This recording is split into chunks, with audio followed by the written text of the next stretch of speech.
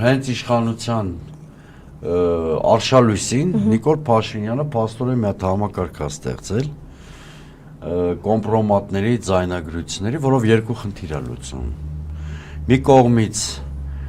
հնազանդ է պահում իր թիմին։ Մենք հիշում ենք, չէ, որ 44 օրյա ավերիչ պատերազմից հետո մի շարք մարդիկ ԿՊ-ում ընդվզել են եւ հիմա անուններ չտան, բոլորն են ինչի մասին են խոսում, ընդվզել են եւ պատրաստվում էին հեռանալ ԿՊ-ից, հետո գործի դրվեցին ինչ-որ կոմպրոմատներ,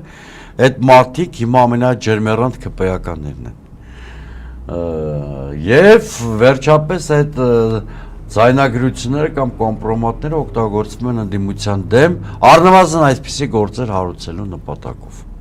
Սա սարսափելի մի հեռանկարի մասին է խոսում, սա դրա մասին է, որ մենք գտնվում ենք խոր ավտորիտարիզմի մեջ։